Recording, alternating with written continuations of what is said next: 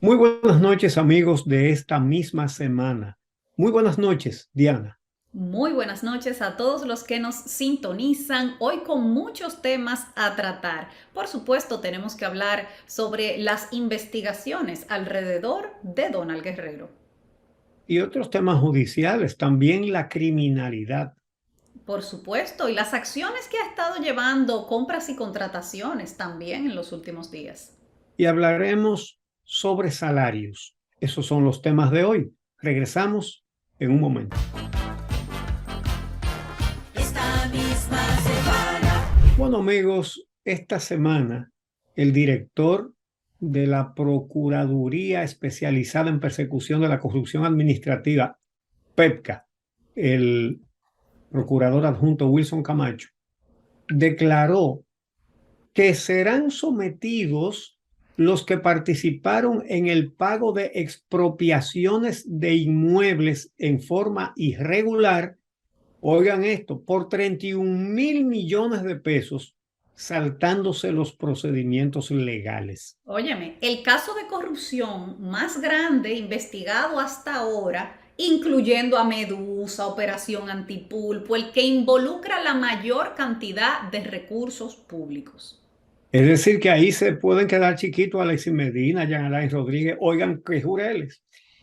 Entonces, esa investigación apunta a Donald Guerrero, ex ministro de Hacienda en el gobierno pasado. Bueno, todos sabemos que él ha sido llamado varias veces a Sí. declarar a la Procuraduría General de la República. Yo creo que al menos 6 o 7 veces ha ido Donald Guerrero ya. En año y medio. Ujú. Obviamente, él está también en uno de los expedientes, en el caso eh, Pulpo, y por eso hay una investigación que está en un expediente, pero el caso grande todavía no tiene un expediente. Y de ahí ha surgido un diferendo entre la Procuradora General de la República, la magistrada Miriam Germán Brito, y la directora de persecución del Ministerio Público, la magistrada Jenny Berenice Reynoso. Un asunto procedimental que no significa que hay una guerra entre ellas dos, pero que sectores ligados al gobierno pasado la quieren sobredimensionar porque aspiran a un problema interno del Ministerio Sí, Público, hay gente interesada en meter cizaña en el Ministerio Público. naturalmente. Y la han venido metiendo desde hace tiempo, o intentando, lo mejor dicho, eh, porque no hayan que hacer. Es una aspiración al ver que de verdad por primera vez, me parece que en la historia de este país, hay un ministerio público, no solamente independiente, sino también capaz, honesto, diligente, implacable, como lo exigía y lo esperaba el pueblo dominicano. Así es. Entonces hay una campaña para meter cuña entre ellas dos. Y vamos a ver eso un poquito más adelante, pero esta semana también ha llamado la atención una serie de reuniones que ha tenido el exdirector de Impuestos Internos, Magín Díaz, tanto con el expresidente Danilo Medina como con Hipólito Mejía, también el expresidente Hipólito Mejía y el presidente Luis Abinader. La primera de esas reuniones, hace varios días, fue con Hipólito Mejía. Esa duró 3 horas. Luego se reunió con Danilo Medina y finalmente, esta semana, con Luis Abinader en el Palacio Nacional. Esto ha generado muchísimos comentarios, pero todos alejados de la realidad. Sí, porque No hay se negociación. especuló, a ver, para que la gente entienda, se especuló que podía haber una negociación en camino, pero no se trata de eso. Sí, y se habló incluso hasta de posibles negociaciones electorales para el PLD apoyar a Abinader y pulverizar a Lionel y también negociaciones sobre temas judiciales. Señores, los temas judiciales no tienen negociación, no son sujetos de negociación. Entonces, todos los comentarios que se han hecho están lejos de la realidad, pero la última reunión con Abinader en el Palacio Nacional de Magín Díaz fue divulgada por la misma presidencia con este tuit que vemos ahora y esta foto. Dice: esta tarde el presidente Luis Abinader recibió la visita del exdirector de la DGI, Magín Díaz, con quien conversó diversos temas de interés nacional.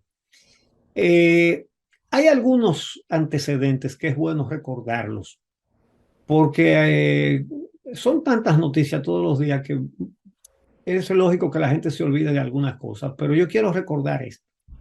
En octubre del 2021, cuando salieron aquellos papeles de Pandora de gobernantes que tienen inversiones fuera de sus países, en paraísos fiscales y todas esas cosas, salió a relucir el caso de dos empresas de Abinader y su familia en esos papeles de Pandora, y el PLD le hizo un emplazamiento público al presidente Abinader reclamándole que explicara sobre dos empresas offshore de su familia, esas que aparecieron en los papeles de Pandora, y lo acusó directamente de evadir impuestos. En esa oportunidad, octubre de 2021, Magín Díaz, de manera espontánea, dio una explicación. Dijo que Abinader no había violado ninguna ley, que él había pagado aquí en la República Dominicana todos los impuestos por la constitución de esas dos empresas offshore. Y explicó que las empresas offshore no son necesariamente ilegales, que muchas son legales y que las de Abinader lo son. Sí, la verdad que llamó la atención viniendo de un exfuncionario del Exacto. PLD cuando su propio partido estaba a la ofensiva con ese tema. Pero tú sabes que también han estado tratando de posicionar por ahí en algunos medios de comunicación que tal vez lo que le conviene al expresidente Danilo Medina es llegar a algún tipo de negociación con Luis Abinader para no dejar que Leonel Fernández le termine de quitar el partido completo. Bueno, sí, eso se ha comentado, pero la verdad es que yo no le veo mucha posibilidad. Primero, no le veo mucho sentido, pero muchísimo menos posibilidad de que eso se No, concrete. sentido político no tiene ninguno para Luis Abinader. Para el PLD sí podría tener sentido, ¿eh? Para quien no tiene ningún sentido es para Luis Abinader y para el PRM. Exactamente. Pero ha habido algunas coincidencias también, y una es que el presidente Luis Abinader conversó durante varios minutos el sábado anterior con Danilo Medina en el velatorio de la señora Mercedes Domínguez, la madre del vicepresidente del PLD, Juan Temístocles Montaz Domínguez. De manera que eso también se dio. De todas maneras, realmente no es fácil hablar de Magín Díaz en el medio de una negociación político-electoral que No. incluya elementos judiciales. Él tiene una imagen, una buena imagen, bien ganada, sobre todo en los 4 años que fungió como director de impuestos internos del 16 de agosto del 2016 al 16 de agosto del 2020. Pero volviendo al Ministerio Público, esta semana entonces se produjo una diferencia de criterios entre Miriam Germán Brito y Jenny Berenice Reynoso. Algunos PLDistas y otros defensores de la impunidad han querido aprovechar esa situación y presentarla como algo mucho más grande de lo que es. La Procuradora General Miriam Germán Brito, que es una convencida garantista, dispuso que se entregue a Donald Guerrero las informaciones que él solicite de la investigación. Y Jenny Berenice Reynoso, y esto es parte del procedimiento que se usa para estas cosas, Jenny Berenice le solicitó modificar esas instrucciones. Ella tiene derecho en el procedimiento a solicitar una variación de esas instrucciones, porque ella dice que aún no hay expediente, sino una investigación que sería puesta en riesgo. La jurista Laura Costa, muy vinculada a nosotros, ¿verdad? Mi sobrina y tu prima, Sí. en un hilo de tuit explicó con mucha claridad que se trata de procedimientos normales. Y Entre otras cosas, dijo este texto que vemos ahí. Nada de esto es extraño en el proceso penal, ni implica choque. Lo que significa es que dos funcionarios tienen una diferencia de criterio en el ejercicio de sus facultades en el proceso de investigación. Más nada. Claro. Pero claro, los Eso pasa todos involucrados, los días, en todos los sectores, en todos los ámbitos, porque los cerebros piensan diferente. Eso no quiere claro, decir que haya un problema. exacto. Entonces se intenta exagerar esta diferencia, porque la verdad es que ese Ministerio Público tiene a ese grupo vuelto loco y sin idea, como dice la gente. Eh, entonces, para ellas no hace ningún sentido salir a hacer aclaraciones. No, señores, no pasa nada. No, ellos no tienen que hablar de eso. Sin embargo, tuvieron una sutileza que debe ser apreciada. Se mostraron juntas en una foto divulgada por la Procuraduría, ¿eh? Juntas y sonrientes. Juntas y sonrientes con el director de la policía, el mayor general Eduardo Alberto Ten, tratando un asunto muy ajeno a los temas que estamos hablando. Ahora, Así que ahí está la foto. Y por otro lado, los abogados de Jean Alain Rodríguez, que habían alegado en una rueda de prensa el día 13 de junio que el expediente no tenía ninguna prueba. Después de eso fue que salió el expediente de 12.300 páginas, tú sabes. Pero antes de eso ellos decían que el expediente no tenía ninguna prueba. Y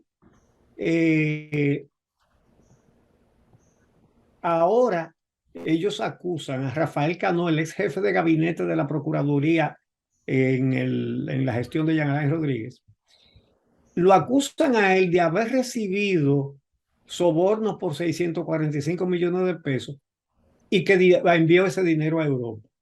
Ellos dicen eso ahora porque él es uno de los sapos, el principal. Es decir, que está colaborando con el Ministerio Público y lo está diciendo todo. Entonces ellos saben perfectamente que no tiene ninguna posibilidad Jean Alain Rodríguez, porque esta modalidad todavía relativamente novedosa en el sistema jurídico dominicano, de que el Ministerio Público puede negociar penas más suaves para cómplices a fin de que lo digan todo. Y eso es lo que se está haciendo con Cano. Y entonces ahora los que decían que no había pruebas, dicen, sí, sí, las hay. Lo que pasa es que el que cogió los sobornos fue él. No creo ahora que sí se le hubo puedan soborno. ver muchas posibilidades de éxito en un expediente tan pesado, tan contundente, que realmente no parece que Jean Alain Rodríguez tenga escapatoria legal por ningún lado. Bueno, vamos a hacer una pausa y cuando regresemos vamos a hablar sobre varios casos de criminalidad, incluyendo el juicio por el asesinato de Junior Ramírez, que está llegando ya a su fase final. Ya volvemos.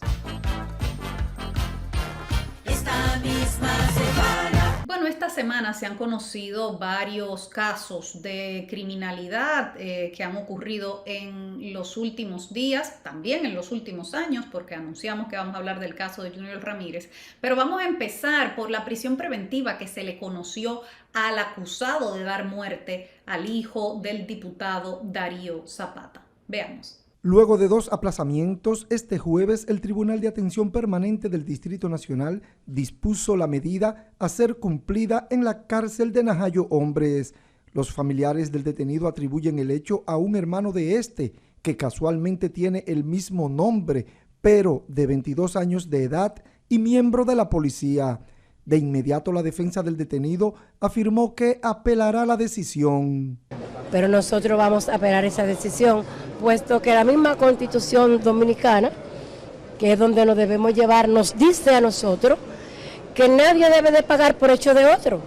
Y nosotros le demostramos a ellos con 2 cédulas, con los mismos nombres, diferentes números, que se llaman igual. Por el hecho, las autoridades están tras la búsqueda de al menos 4 personas más. Ese joven, Inver Jiménez, es uno de 4 que atracaron a Dabel de Jesús Zapata, hijo del diputado Darío Zapata, y le dieron muerte de un balazo en el pecho. De manera que ya está atrapado uno. Hay que pensar que los otros es cuestión de poco tiempo. y ya ese tiene 1 año de prisión preventiva. Por otra parte, la DNCD, el Ministerio Público, en colaboración con la DEA, desarticularon una red de tráfico de armas de guerra en Santiago y en la capital también. Es una investigación transnacional. Hicieron cantidad de allanamientos, apresaron a 2 individuos a los que les ocuparon 6 fusiles, 2 pistolas, 6.800 proyectiles, oye, varios cargadores, 4 millones de pesos, $17,000, y ahí lo ven en un video divulgado por la DNCD. Mira, yo creo que valdría la pena investigar y me imagino que los investigadores lo están haciendo. Si hay algún vínculo con esta red que se dedicaba al tráfico de armas y las pandillas en Haití, porque una de las características que ha surgido con toda esta problemática de la violencia en el vecino país es cómo estas pandillas están armadas hasta los dientes de armas de guerra, de armas largas. Sí. Y cómo el tráfico de armas ha hecho que estas pandillas tomen el control del país, porque tienen más armas que el propio ejército de Haití.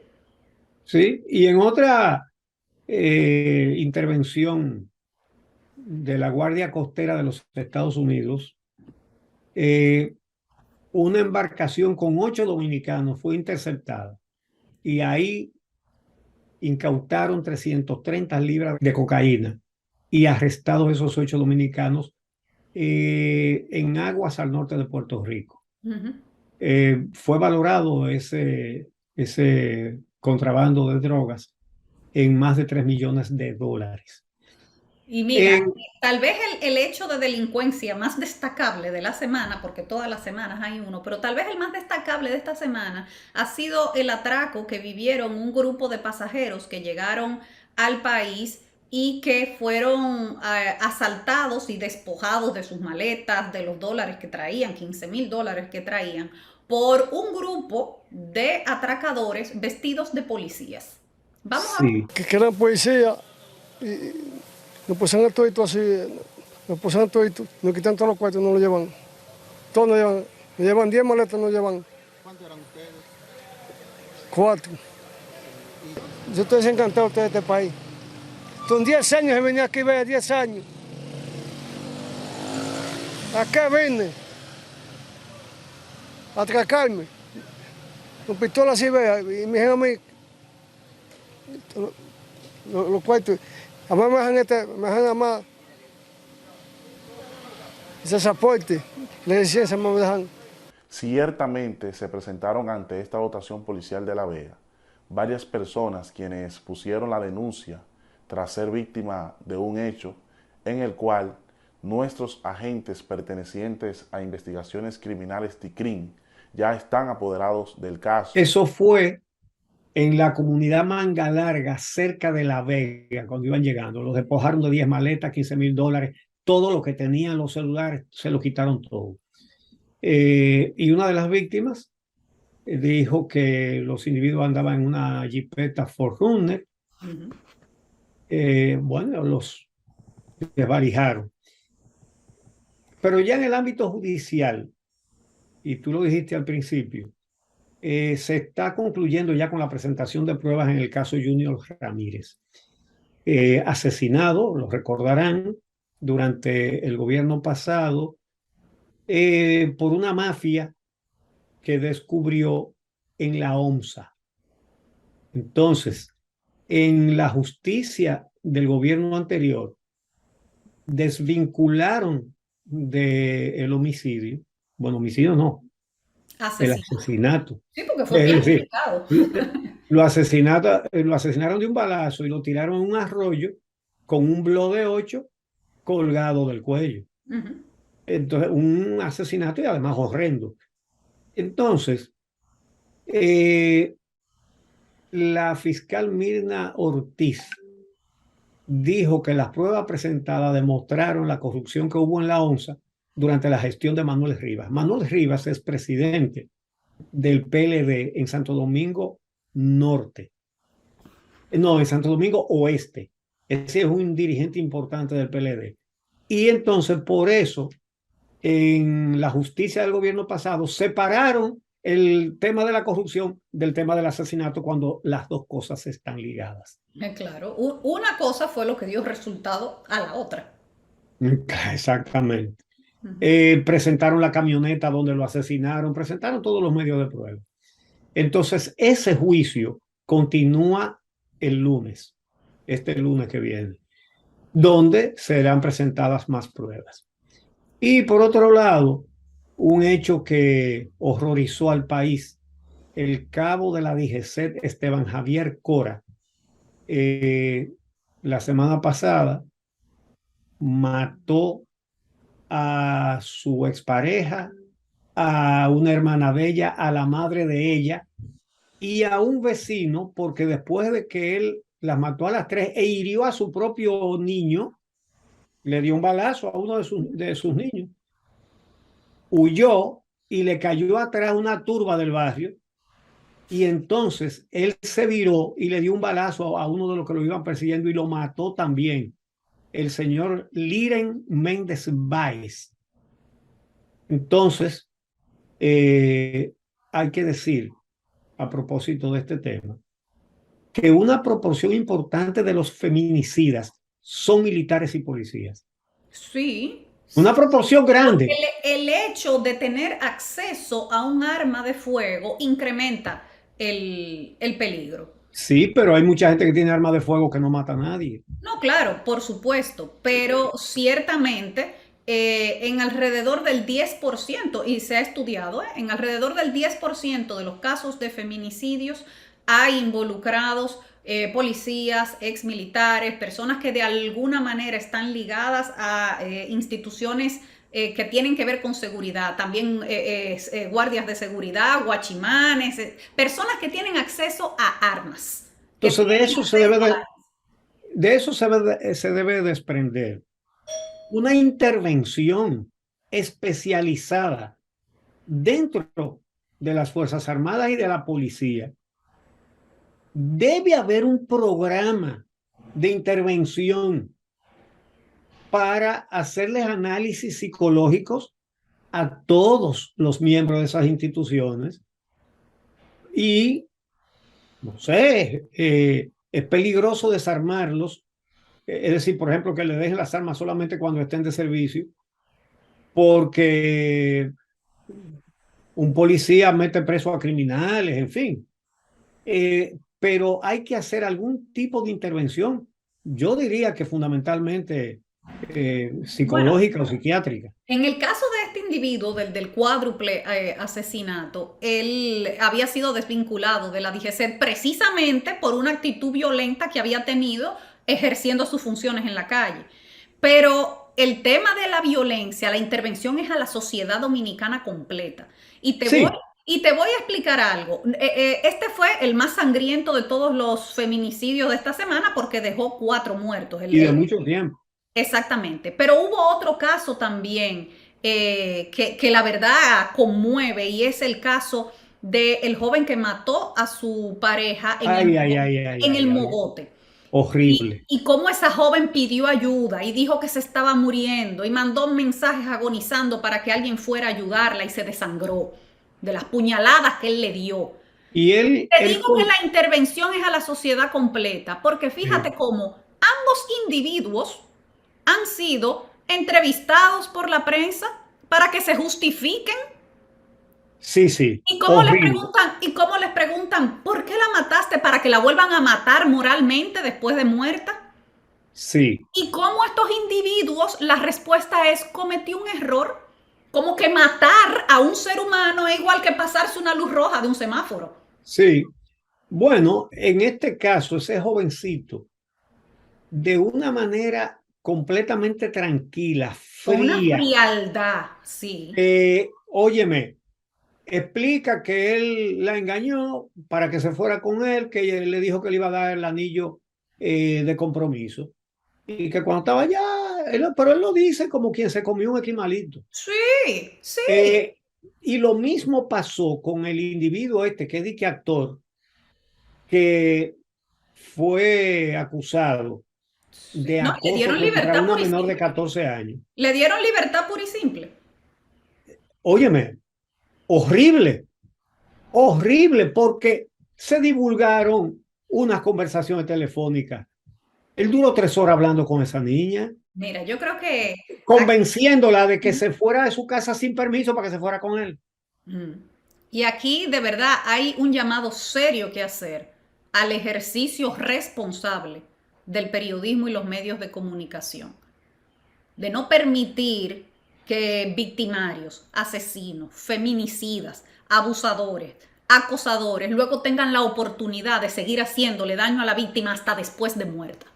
Pero tú no viste que el que mató al ministro de Medio Ambiente, Orlando Jorge Mera, él quería que le permitieran dar una rueda de prensa en la cárcel. Bueno, pues vamos a hacer una pausa en este momento y cuando regresemos vamos a hablar sobre los procesos que lleva compras y contrataciones y la auditoría que anuncia la Cámara de Cuentas. Ya volvemos.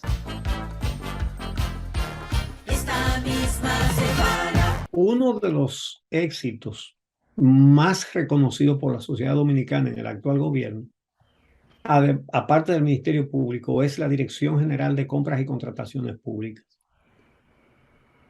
El director de esa entidad, Carlos Pimentel, reveló que han sido inhabilitados unos 300 proveedores del Estado que han participado en los procesos de licitación con documentación falsa. Eso entre otras irregularidades. Vamos a escuchar esto. Solamente y unos pocos del año 2021 y otros que hemos estado conociendo con relación al año 2022. La realidad es que los archivos de la Dirección General de Contrataciones Públicas, en los cuales encontramos decisiones pendientes desde el año 2016, han sido conocidos todos los recursos y por eso hemos reiterado que limpiamos los archivos de la Dirección General de Contrataciones. Obviamente que esta no es la única realidad. Es decir, es verdad que hay muchísimos casos de trampas, de violaciones a la ley, de corrupción. Y ha habido mucho ruido en algunos departamentos del Estado.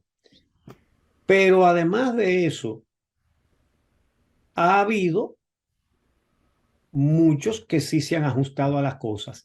Y entonces, personas que antes tenían mafias para conseguir la licitación de manera irregular, ahora denuncian mafias. Las hay, y hay violaciones a la ley, y hay varias gente que está sometida por eso. Pero también tú ves algunas quejas que dicen, ahí hubo una mafia, qué sé yo cuánto. Y cuando tú averiguas, resulta que esa estuvo bien hecha y lo que se están quejando son lo que antes obtenían las cosas de manera fraudulenta. Bueno, todos sabemos que varios de esos procesos de licitación que compras y contrataciones detuvo fueron de la gestión en el Ministerio de Educación, de la pasada gestión en el Ministerio de Educación, y también en el INAVIE, en el Instituto de Bienestar Estudiantil. Justamente esta semana, Víctor Castro, el actual director del INAVIE, dijo que está dispuesto a que vayan a indagar lo que sea en ese departamento. Vamos a ver. Pregúntale al que ganó si fue fraudulenta. Todo el que pierde siempre cuestiona las licitaciones y es normal. Pero, manito, a un proceso de licitación se va a ganar y a perder. Efectivamente, esos han sido dos ámbitos que en el actual gobierno han tenido mucho ruido con las compras, pero ambos incumbentes fueron sustituidos. Por otro lado, el presidente de la Cámara de Cuentas, Janel Ramírez, informó que tiene programada una auditoría al Ministerio de Educación, como lo solicitó después de salir el exministro Roberto Fulcar. Me parece muy buena idea hacer una auditoría exhaustiva para que se conozca la verdad. Vamos entonces a hacer una pausa y regresamos con un par de temas más. Esta misma semana. Bueno, y ya en el tramo final de este programa vamos a hablar sobre la confirmación que hizo esta semana el presidente Luis Abinader de su ministro de la presidencia, de Joel Santos, quien asumió el cargo luego de que tomara primero una licencia el exministro Lisandro Macarrulla y luego confirmara que no iba a continuar en ese cargo. Según Lisandro Macarrulla, porque su compromiso con el presidente había sido solamente de 2 años y que a los 2 años él se iba a marchar. Todos sabemos que en el medio del escándalo por la investigación de la operación Medusa, así que esta semana el presidente Luis Abinader confirmó a Joel Santos en el cargo. Y el ministro de Trabajo, Luis Miguel de Camps, convocó a los sectores laboral y empresarial a una reunión para este próximo martes 30 para tratar el aumento general de salarios. Los empresarios están diciendo que están de acuerdo con eso, pero que tienen que tomar en cuenta que no todas las empresas se han recuperado de igual manera, que unas más y otras menos, pero realmente ojalá que lo acojan de buena fe, porque es una necesidad. Bueno, el esfuerzo se justifica. Sí. Lo que debe primar lo que debe primar es el hecho de que la inflación ha aumentado tanto en los últimos meses, producto de la crisis mundial económica que hay, que los dominicanos no pueden pagar la comida, no pueden pagar la gasolina con los sueldos con los que están viviendo. Y hace falta un ajuste salarial importante en el país para tratar de recuperar la capacidad adquisitiva de los dominicanos. Así mismo es. Así que ojalá que esto llegue a buen término. Y que el gobierno defienda los intereses de los trabajadores. Claro que sí, que ese es su deber, porque a los otros no hay que defenderlo. Se defiende solo. Seguro que sí. Señores, gracias por su compañía. Desde mañana estaremos trabajando para entregarles otro buen programa la semana que viene. Y que tengan una semana excelente. Así es, pasen todos un feliz resto del fin de semana y nos encontramos nuevamente el próximo sábado aquí en esta misma semana. Esta misma semana.